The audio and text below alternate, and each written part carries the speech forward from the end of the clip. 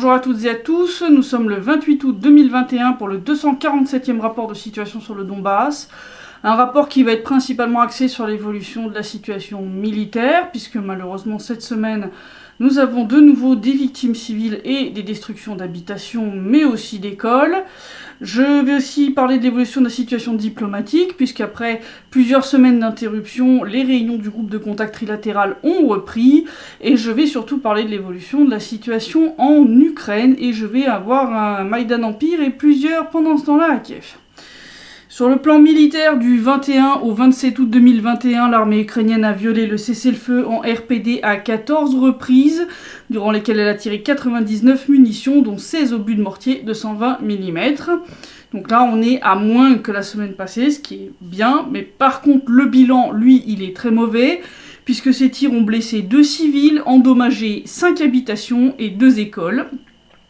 Et ce matin même, l'armée ukrainienne a tiré au mortier de 120 mm sur Mineralnoye, donc qui est un village entre Donetsk et Yassinovataya. Il y a eu 4 habitations endommagées. Côté ukrainien, les pertes hors combat de la semaine sont de 1 mort. Ils ont des pertes au combat, suite au tir de ce matin, entre autres.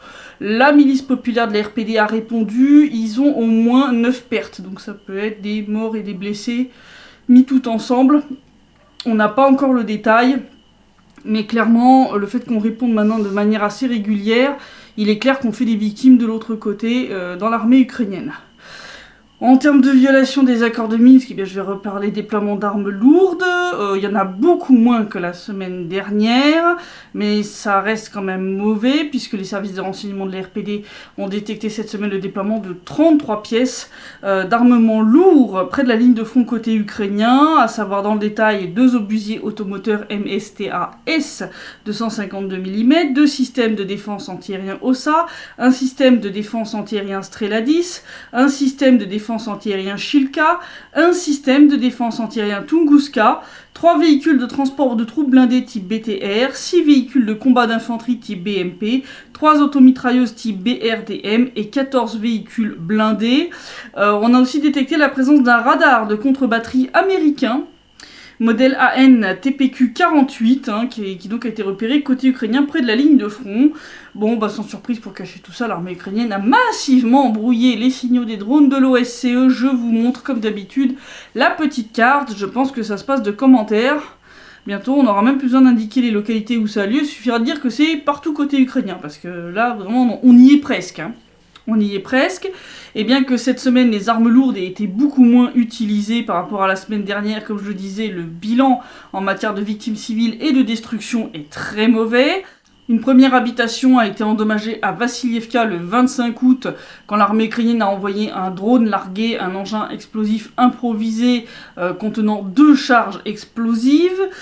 Une seule des charges a explosé fort heureusement, mais déjà ça a fait quand même pas mal de dégâts sur le toit et la façade d'une maison. Je vous montre les photos prises par la représentation de la République populaire de Donetsk au sein du CCCC, donc je rappelle Centre conjoint de contrôle et de coordination du cessez-le-feu. Je vais vous montrer aussi la photo de la 2e charge qui a été retrouvée sur place, qui n'a pas explosé. Bon, cette fois-ci, il n'y a pas eu de victimes civiles, mais malheureusement, le lendemain, ça a été le cas. C'est là aussi qu'on a eu le plus gros des destructions. Le 26 août au soir, l'armée ukrainienne a tiré massivement aux véhicules de combat d'infanterie sur Staro-Mikhailovka et le village d'Abakumova. Ces tirs ont blessé 2 civils alors qu'ils se trouvaient dans la cour de leur maison à Staro-Mikhailovka. L'une des victimes a reçu des éclats à la tête, la deuxième a reçu des éclats dans la jambe. Les 2 ont été emmenés à l'hôpital pour y être soignés. Leur maison, qui avait déjà été endommagée par des tirs le 19 août, a elle aussi subi des dégâts sur la façade et le garage. Donc 2 fois en une semaine d'intervalle, quoi. C'est quand même vraiment catastrophique. 2 autres maisons ont été endommagées, ainsi que la seule école du village. Je vous montre là aussi les photos de la représentation de l'RPD au sein du CCCC. Et quand l'armée ukrainienne a tiré sur le village d'Abakumova, ils ont endommagé l'école de ce village-là, Alors, je vous montre des photos qui ne laissent aucun doute sur le type de bâtiment touché. Hein. Vous voyez les couloirs avec des jolies peintures, c'est assez fréquent. Hein. Ici, les écoles avec comme ça des peintures murales. Et on a même une des munitions qui a été trouvée sur place, hein, dans le couloir. Je vous montre la photo. Donc bon, je veux dire, ça se passe de commentaires. Hein. Je veux dire, les écoles, elles n'ont pas bougé entre 2013 et maintenant. Donc ils savent très bien où elles sont. Ça s'appelle un crime de guerre de tirer sur une école. Je le rappelle quand même, la rentrée, c'est bientôt, c'est la semaine prochaine. Hein. J'espère qu'ils vont se calmer avec les tirs sur les écoles quand même, parce que j'ai pas trop envie que la rentrée scolaire se transforme en bain de sang. Sur le plan diplomatique, on continue dans le sabotage des négociations par la délégation ukrainienne. Donc comme je le disais, après plusieurs semaines d'interruption pour cause de vacances estivales, eh bien, on est revenu à la table des négociations et dès le début de la réunion, la délégation ukrainienne a commencé ses ukraineries, oui, parce que je peux pas appeler ça autrement. On devait commencer la réunion par une discussion sur la procédure justement de fonctionnement des négociations. Hein, le but, c'est d'empêcher justement ces sabotages de la part de l'Ukraine. Hein, donc c'est un certain nombre de points où on veut dire, voilà, on veut fixer par écrit les décisions, les positions officielles, les propositions, etc. C'est-à-dire rendre ces réunions plus transparentes. C'est une demande qui a été largement soutenue, entre autres par la RPD, la RPL et la Russie. Bon, sans surprise, l'Ukraine n'a pas trop envie que ces méthodes de sabotage continu soient dévoilées au public. Donc, ils ont saboté cette discussion-là. Ils ont refusé d'étudier le projet de procédure des deux républiques. Ils ont dit, oui, mais nous, on avait fourni un super document de travail, on travaillera que sur celui-là. Mais, sauf que leur document contrevenait aux accords de Minsk sur plusieurs points, et qu'en plus, la version des deux républiques a par contre pris en compte un certain nombre de points qui étaient intéressants dans la version ukrainienne, hein, donc là-dessus, on n'a pas été en mode « Ah, non, on prend que notre version ». Non, on a fait déjà une version de compromis en prenant en compte les points qui étaient dans leur projet et qui nous semblaient intéressants. Donc on les a intégrés au nôtre, donc c'est déjà un document de compromis, si tu veux. Non. Donc voyant qu'ils n'arriveraient pas à leur fin, ils ont quitté la discussion tout en déclarant que c'était à l'OSCE de préparer le projet de règlement et qu'il fallait même créer un groupe de travail distinct juste pour ça. Non, mais c'est bon, je veux dire, on a déjà un groupe de travail sur les questions de sécurité, un sur les questions politiques, un sur les questions économiques, un sur les questions humanitaires. Il n'y a rien qui avance et vous voulez encore faire un sous-groupe de travail juste pour fixer les règles de fonctionnement des négociations. Non, mais là, on s'en sort plus. Enfin, je veux dire, c'est la maison qui rend fou, votre machin. Bref. C'est vraiment du grand délire, du grand nimp, vraiment là. Et ça s'est poursuivi pendant la réunion du sous-groupe en charge justement des questions politiques. Hein. Je rappelle donc sous-groupe dont le travail est impossible depuis des mois par la faute du sabotage de la délégation ukrainienne. Et alors là, ils ont inventé un nouveau truc, hein, parce que bon, ils trouvent toujours des nouvelles astuces pour dévier la conversation sur des choses qui n'ont rien à voir.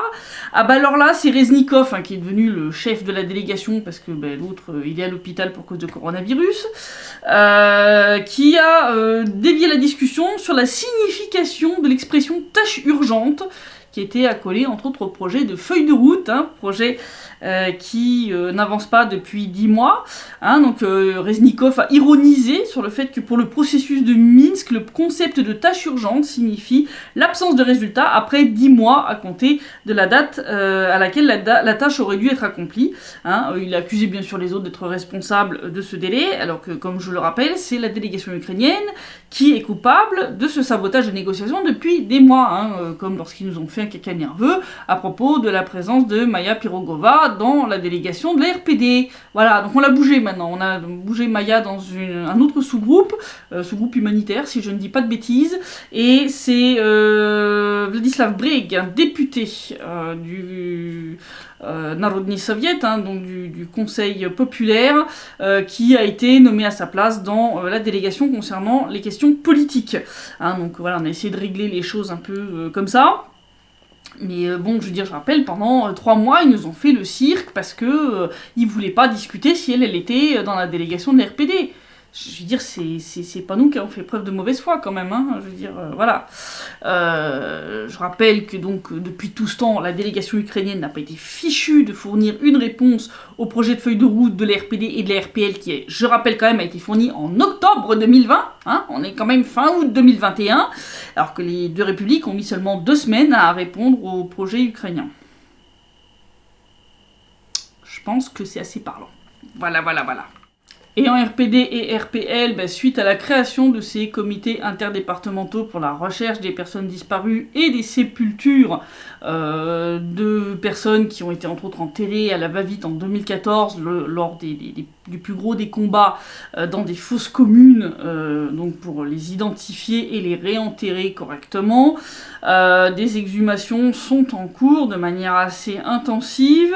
La première exhumation a eu lieu en RPL à Sabovka. Donc là, il y avait une seule personne, Tatiana Kolos, donc on savait qui c'était. Elle avait été enterrée dans un champ où elle était morte, tout simplement. On l'avait enterrée sur place, un champ où elle est morte suite à un bombardement de l'armée ukrainienne.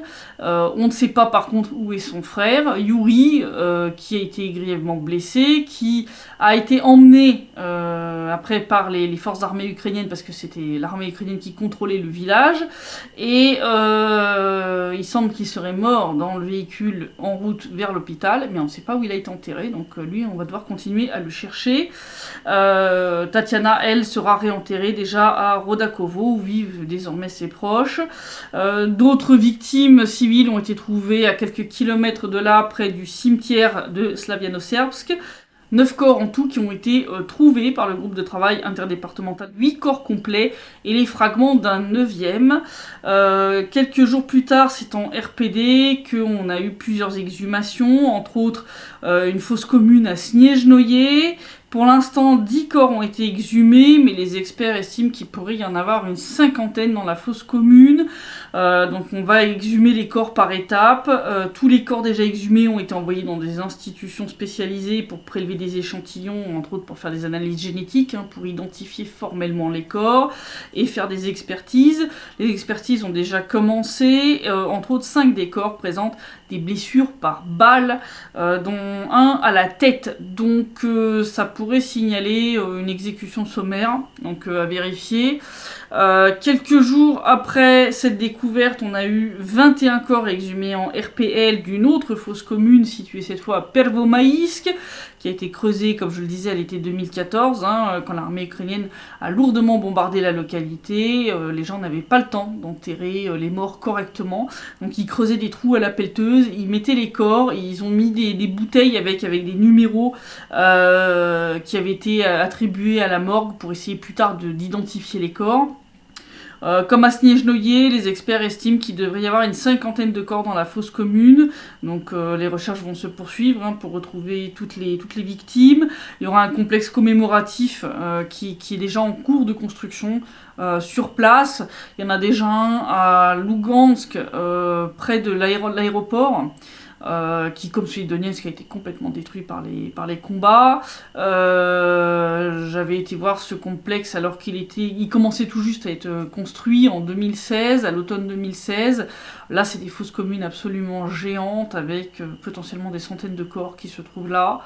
Donc là aussi, il va y avoir un travail d'exhumation à cet endroit-là, d'identification et de réinhumation de manière correcte. Bon, c'est pas les premières exhumations.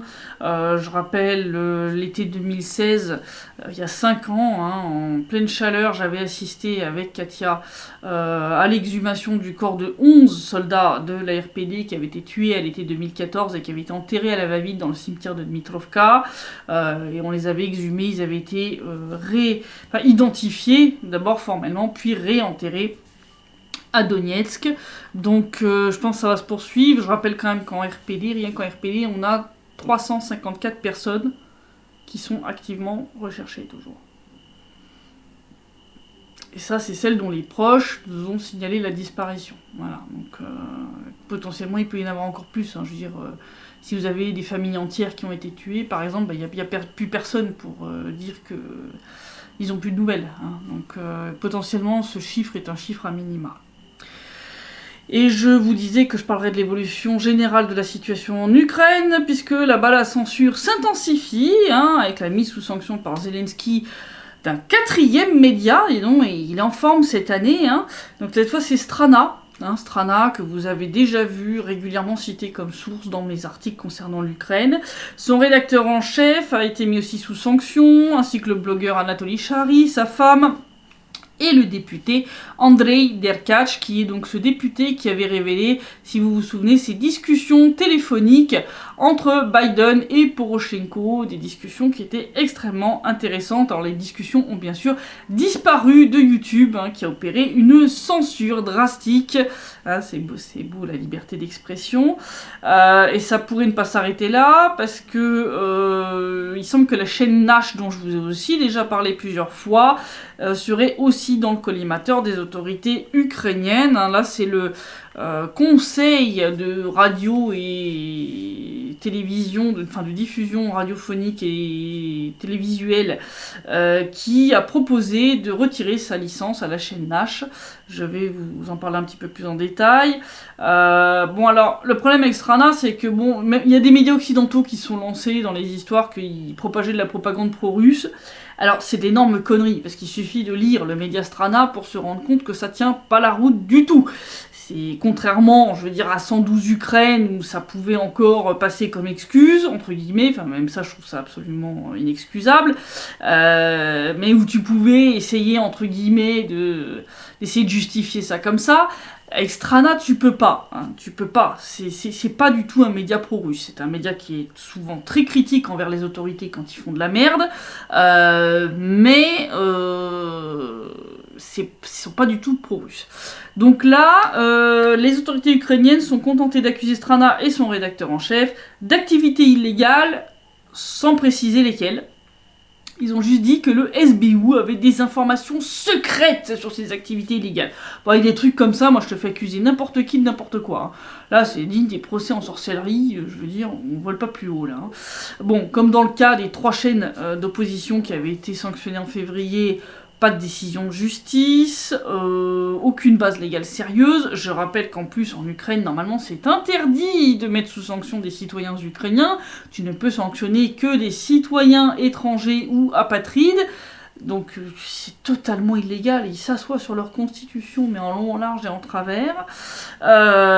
C'est vraiment n'importe quoi. Comme en février, sans surprise, Amnesty International se fait remarquer par son silence complice. Je rappelle que dans le même temps, cette même organisation hurle à la censure sous prétexte que la Russie a assigné le statut d'agent étranger à la chaîne Dost. Ce qui est parfaitement justifié, puisqu'effectivement cette chaîne non seulement est financée depuis l'étranger, mais elle se mêle de la politique interne de la Russie. Et que ça me fait un peu rire, parce que hurler à la censure dans un cas mais pas dans l'autre, alors que ce statut d'agent étranger n'empêche pas Dost de continuer à fonctionner et à émettre, contrairement aux médias d'opposition qui sont censurés en Ukraine. Ça vous donne quand même une bonne évaluation du double standard d'Amnesty International, d'autant plus flagrant que je signale quand même que cette organisation n'a pas non plus hurlé à la censure quand Russia Today et d'autres médias russes ont été qualifiés d'agents étrangers par les Américains.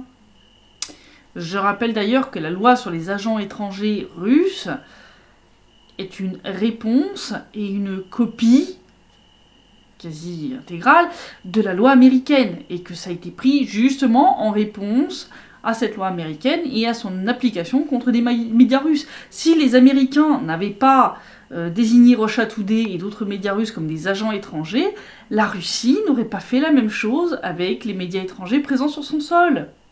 Ben oui, action-réaction, qu'est-ce que tu veux que je te dise, L'Amnesty International n'a pas non plus hurlé à la censure quand Twitter ou YouTube ont apposé sur les profils et posts de RIA Novosti, Russia Today, Sputnik, Redfish, etc., le sceau de l'infamie disant que ce sont des médias affiliés à l'État russe ou financés totalement ou partiellement par l'État russe.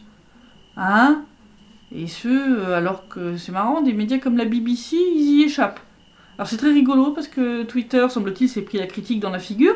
Et donc, dans leur truc d'explication sur comment s'applique cette petite marque, il t'explique que la BBC ne mérite pas cette petite marque parce que même si elle est financée par le gouvernement britannique, elle bénéficie quand même d'une indépendance éditoriale. Oui. Alors ceux qui ont déjà lu la BBC, vous pouvez rire. Non, parce que, je veux dire, la BBC est totalement alignée sur la position du Foreign Office, du ministère des Affaires étrangères britannique. Donc, si tu veux venir me sortir qu'ils ont une indépendance éditoriale, alors que les mecs qui te produisent des reportages et des interviews fake, comme l'a prouvé Bonanza Media avec la fameuse interview de Valentina Kovalenko à propos du MH17. Donc, si tu veux, l'indépendance éditoriale de la BBC, je rigole, quoi. Je ris jaune, mais je rigole. Voilà. Bon, l'OSCE, par contre. L'OSCE a protesté contre cette censure, ce qui montre que parfois l'organisation est capable de faire son travail, donc c'est bien. Pour une fois, j'applaudis. Bon, et comme je le dis, à mon avis, ça va continuer, puisque donc la chaîne Nash est dans le viseur des autorités ukrainiennes. Là, c'est le conseil de radio et de télévision qui veut retirer à la chaîne Nash sa licence, parce que un des invités sur le plateau a déclaré que le conflit du Donbass était une guerre civile, ce qui est le cas, et qu'il a dit que la fameuse église orthodoxe bidon, là, qui a été créée par Bartholomé, c'était juste des schismatiques. Donc ça aussi c'est vrai. Donc en fait, les autorités ukrainiennes veulent faire fermer cette chaîne parce qu'on y dit la vérité. C'est le propre des dictatures. Voilà. Donc moi, quand on me raconte que l'Ukraine est sur le bon chemin vers la démocratie, je pense que vous et moi ne devons pas avoir, les autorités, entre autres européennes, on ne doit pas avoir la même définition du mot démocratie, si tu veux. Je veux dire, c'est quand même assez édifiant. Zelensky est décidément pire que son prédécesseur, Poroshenko, et je pense que d'ici peu, l'Ukraine n'aura rien à envier aux pires dictatures en matière de liberté d'expression, sans qu'Amnesty, ni les autres organisations censées défendre cette liberté ne bougent le petit doigt pour dénoncer cette censure qui est carrément flagrante. Je veux dire, 4 chaînes, 4 médias censurés en 6 mois de temps. 4 médias censurés en 6 mois de temps. Je vais dire, mais qu'est-ce que c'est que ce truc ? Et l'UE te parle de l'Ukraine démocratique post-Maïdan et blablabla et blablabla. Bon, non, là, faut arrêter à un moment. Ukraine toujours, je fais un petit point rapide. Je vous ai dit que la situation avec les dettes de charges communales devenait littéralement intenable. Eh bien, à Odessa, par exemple, la compagnie d'eau Infox s'est mise à couper l'eau à des immeubles entiers parce qu'il y a plusieurs débiteurs parmi les gens qui y habitent. Donc les gens qui eux payent leurs factures se sont retrouvés privés d'eau de manière totalement illégale puisque chaque foyer a un contrat distinct avec la compagnie. Quand les gens qui eux payent leurs factures se sont plaints à la compagnie, on leur a répondu que soit ils ont qu'à payer pour leurs voisins, soit ils ont qu'à pousser leurs voisins à payer leurs dettes et que l'eau sera rétablie. Ça a fait un scandale sur une chaîne Telegram qui est dédiée à la vie à Odessa. Ça a fait un tel scandale que la compagnie a fait marche arrière et a rétabli l'accès à l'eau dans l'immeuble concerné. Mais c'est quand même édifiant. Voilà où est-ce qu'ils en arrivent. Donc c'est bien. Donc des gens qui payent leurs factures se retrouvent privés d'eau parce que d'autres n'arrivent tout simplement plus à les payer. Je pense pas que c'est une mauvaise volonté de la part des gens, mais bon... Quand tu touches un tout petit salaire ou une retraite minimum et que les prix des charges communales ont été multipliés par 6, 7 ou 10 en 7 ans, alors que ni ton salaire ni ta retraite n'ont suivi, si tu veux, il y a un moment où ça devient plus jouable. Il y a un moment où tu peux plus, je veux dire, voilà. Donc, oui, dans la situation de l'Ukraine, ça devient assez catastrophique et ça va pas en s'améliorant. Et il n'y a pas que les compagnies ukrainiennes qui n'ont aucune limite en matière de comportement abject, les autorités ukrainiennes aussi. Cette fois, c'est le ministre ukrainien des Affaires étrangères, Dmitry Kuleba, qui a sorti une horreur à propos du fait que Natalia Poklonskaya, la fameuse ancienne procureure générale de Crimée, qui est maintenant députée à la Douma d'État, mais qui ne va pas se représenter comme députée. Il y a eu un petit scandale autour d'une interview qu'elle a donnée à Russia Today, où elle a tenu des propos qui étaient pas acceptables, entre autres vis-à-vis du Donbass. Ça a fait un tollé, Entre autres, le Parlement des jeunes ici a demandé officiellement au parti Russie Unie de ne pas la laisser concourir pour être députée une nouvelle fois, parce qu'ils ont dit que vu ses propos c'était vraiment inacceptable. Donc il semble qu'elle va devenir ambassadrice de la Russie au Cap-Vert, hein, donc c'est en Afrique. Et suite à ces rumeurs qui ont commencé à courir, eh bien Kouleba a sorti nous devons vérifier si elle est toujours citoyenne ukrainienne. Si elle l'est toujours, alors nous avons la possibilité de lui pourrir la vie.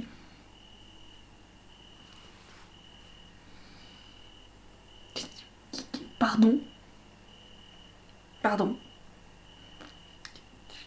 Je rappelle quand même, le ministre des Affaires étrangères, c'est quand même le diplomate en chef du pays. Tu tiens pas ce genre de propos quand t'es un ministre normal, où il a dit que si elle avait renoncé à sa citoyenneté, c'est l'affaire de la Russie, de nommer n'importe qui, n'importe où. Bon, Poklonskaya lui a répondu en disant que c'est tout ce que l'Ukraine sait faire depuis le Maïdan, pourrir la vie des gens. Hein. Elle a ajouté qu'il y a beaucoup de gens qui veulent lui pourrir la vie et qui n'a qu'à faire la queue par ordre alphabétique de préférence. Hein. Je veux dire, elle a répondu avec beaucoup d'ironie. Et il semble qu'il va avoir un petit problème pour mettre à exécution ces menaces, puisque Poklonskaya a renoncé à sa citoyenneté ukrainienne dès 2014. Donc pas de chance les mecs, vous êtes un poil à la bourre. Un poil, voilà. Pendant ce temps-là à Kiev, j'en ai plusieurs. Alors, j'en ai un avec une petite vidéo qui circule, qui montre des soldats américains qui sont en train de goûter aux rations sèches, hein, donc c'est la nourriture déshydratée militaire de l'armée ukrainienne, qui ont qualifié cette dernière de merde. It's shit. Voilà, je vous montre la vidéo. Ребята, короче, открыли мы украинский сухпайок. It tastes like shit. Вот в том-то и дело. Во-первых, это все дело в каких-то таких странных пакетах. Тут нет обогревателя. Выглядит и на вкус это, ну, реально не очень. А я был уверен, что я его буду хвалить по сравнению с русским. В итоге нет. Вот в данный момент русский сухпай гораздо лучше. Et donc je vous traduis vite fait, hein, donc ils disent que vraiment ça ressemble à rien et le goût est absolument dégueulasse. Et un des soldats dit en russe que la nourriture déshydratée militaire russe était bien meilleure, ce qui a bien sûr déclenché un scandale. Eh ben oui, qu'est-ce que tu veux que je te dise hein. Et puis alors, on en a eu plusieurs qui ont été sortis par la présidente estonienne, hein, donc Kersti Kaljulaid, donc qui a participé au fameux forum, la plateforme de Crimée pour soutenir Kiev, hein, et qui a fait 2 déclarations qui ont leur place pendant ce temps-là à Kiev. Alors la première a été faite pendant le forum, hein, donc il faut savoir qu'il y a 2 ans, elle est allée se balader, là, faire une visite officielle, sur un des points de passage de la frontière entre l'Ukraine et la Crimée, celui de Tchongar. Et donc pendant ce forum destiné à noircir la Russie, à la pointer du doigt, chacun y est allé de ses histoires d'horreur sur l'occupation russe de la Crimée. Et donc elle a raconté comment, quand elle est allée à Tchongar, elle a vu des gens faire la queue pour se rendre en Crimée, voir leurs proches. Bon, en vrai, c'est surtout pendant l'été, beaucoup y vont passer leurs vacances, sur la plage. Et elle a dit que la route où il passait était entourée de champs de mines. Et elle raconte comment son sang s'est glacé en voyant un gamin de 3 ans courir loin de ses parents à travers un de ces champs de mines. Bon, sauf que, comme un certain nombre on va dire d'experts ou d'analystes ont souligné, ils se sont demandé si elle n'avait pas confondu avec le Donbass, parce que la situation à la frontière est plus tendue là-bas, et effectivement là-bas les points de passage sont entourés de champs de mines. Et surtout, vu qu'elle se trouvait du côté ukrainien de la frontière, à moins qu'elle ait un don de vue lointaine façon super-héros, les champs de mines qu'elle était en capacité de voir, c'était les champs de mines ukrainiens. Donc je vois pas en quoi ça montre l'horreur de l'occupation russe de la Crimée, si tu veux. Ça montre juste que l'Ukraine n'en a rien à faire d'assurer la sécurité de ses citoyens quand ils se rendent sur la péninsule.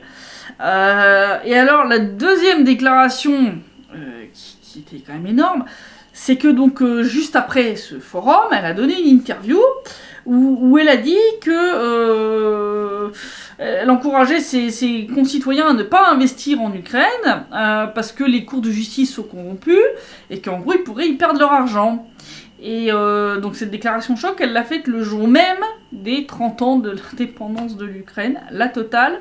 Elle a conseillé aux Estoniens de ne pas investir en Ukraine. Selon elle, les étrangers doivent commercer avec l'Ukraine, mais pas y investir, car vous risquez de perdre votre investissement et de ne pas pouvoir le récupérer en raison de la corruption et des malversations juridiques. Elle a dit qu'il y avait déjà eu des cas en Estonie où des citoyens estoniens ont perdu leurs biens, même après avoir reçu un jugement en leur faveur. Ils n'ont pas pu récupérer ce qui leur appartenait.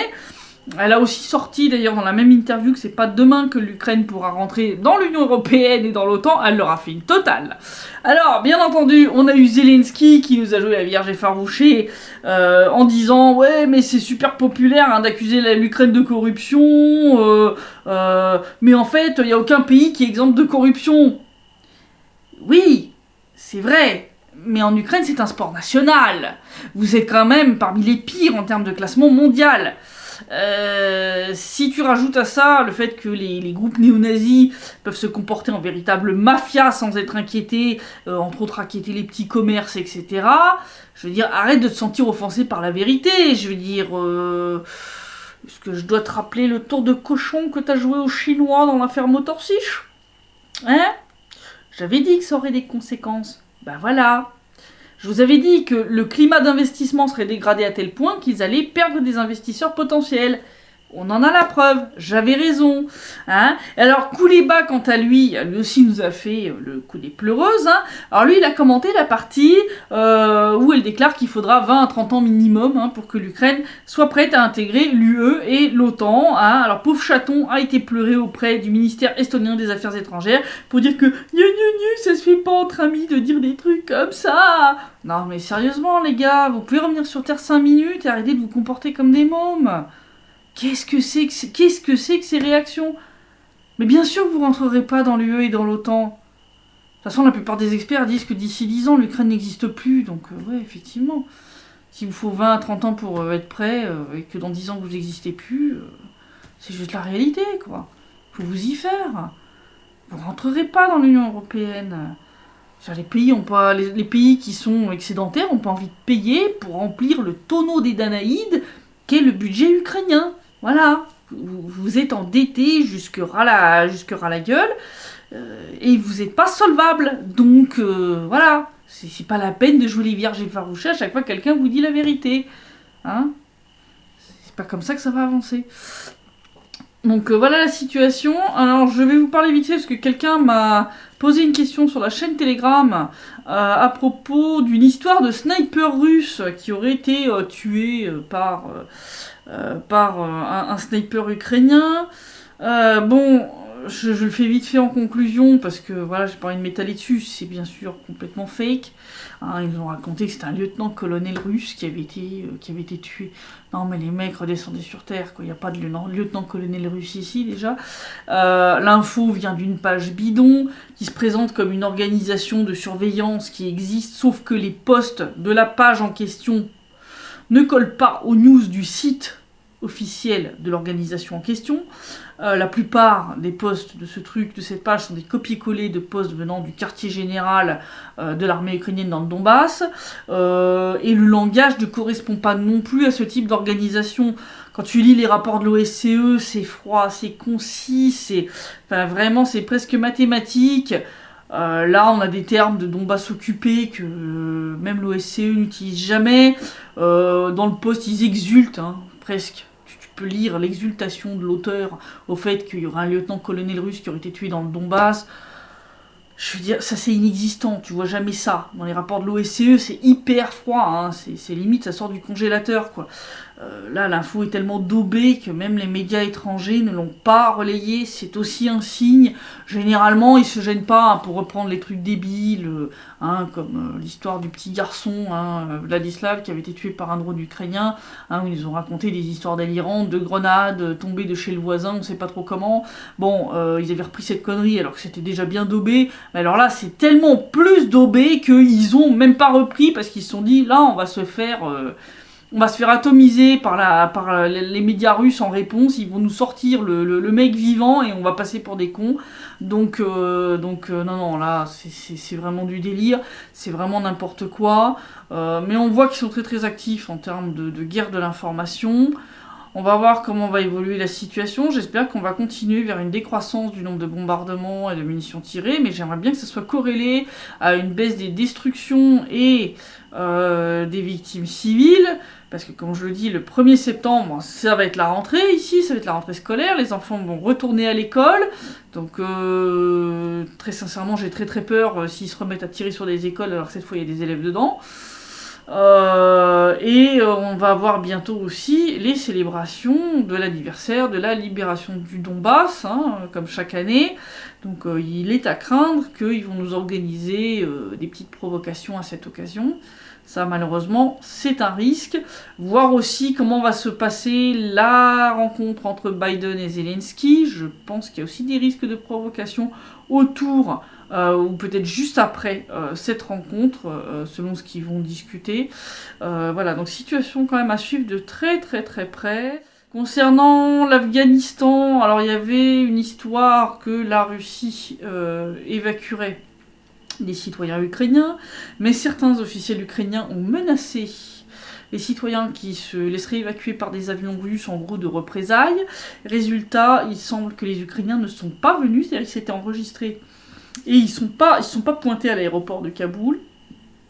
Les autorités ukrainiennes se vantent d'avoir évacué tout le monde. J'espère que c'est le cas. Mais en tout cas, le fait de menacer tes citoyens de représailles, s'ils montent dans des avions russes, alors que les mecs, c'était déjà extrêmement dangereux. Là, en plus, il y a eu un attentat à l'aéroport de Kaboul. Je veux dire, c'est vraiment d'en avoir strictement rien à faire de la vie de tes citoyens et préférer protéger ta petite propagande officielle plutôt que de protéger tes concitoyens. Je trouve ça édifiant, mais vraiment, c'est vraiment du grand n'importe quoi. Enfin bref, donc situation à suivre. Je vous dis à la semaine prochaine pour le prochain rapport de situation et d'ici là, portez-vous bien.